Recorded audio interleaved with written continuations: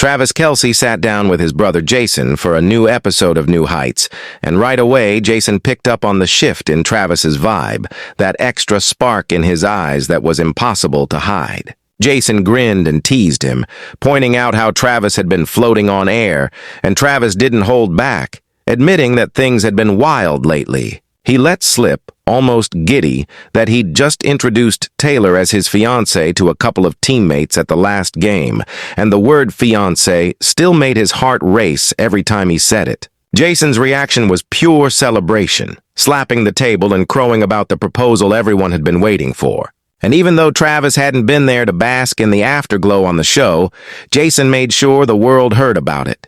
Travis described the months leading up to that moment, how he'd been carrying the engagement ring since July, showing a sneaky photo to their dad, Ed, who held on to the secret like a vault.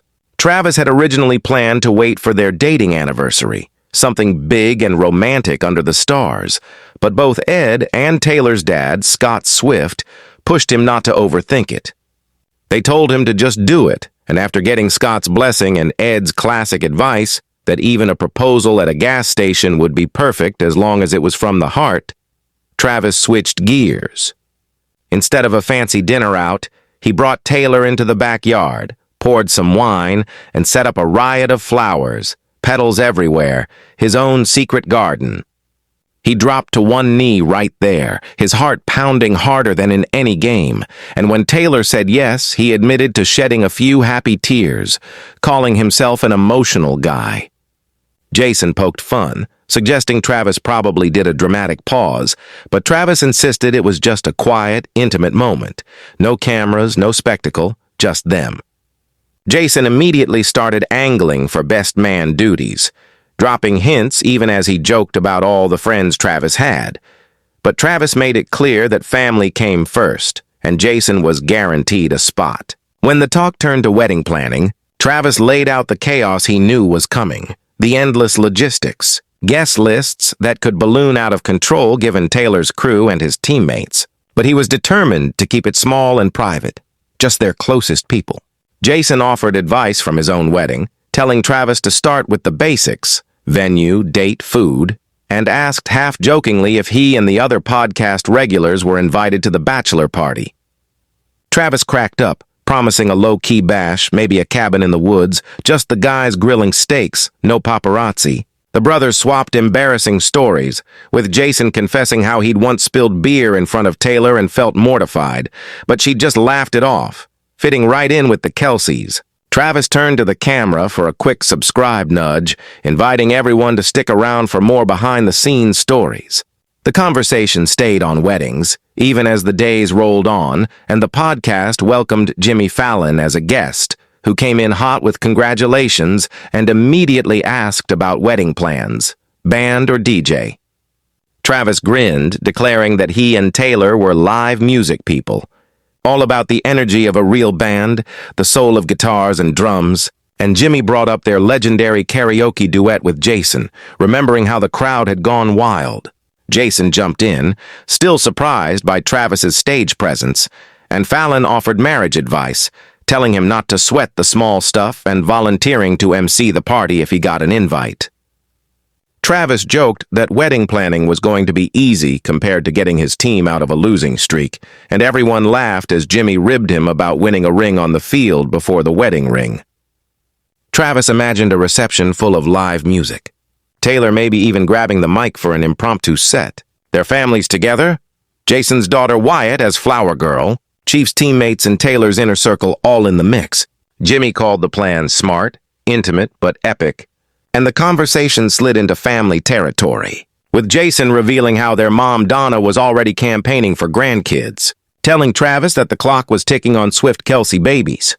Travis laughed, admitting the pressure was real, but that both he and Taylor wanted a big family someday, a house full of chaos like the Kelce clan always had. Jimmy teased Donna, telling her to take it easy, but Travis said she was just excited for more joy. As Taylor's album release approached, Travis shared how the wedding plans had to fit around her tour schedule, with multitasking now an everyday thing. Later, Travis confessed to looking at wedding venues, dreaming of a hidden spot on the coast or a mountain retreat, somewhere private where their worlds could come together without an audience. No date was set, but they were syncing calendars, aiming for the off-season or a tour break, letting fate pick the perfect moment. Jason toasted the next chapter, wishing them a life as wild and full of love as the one they lived now.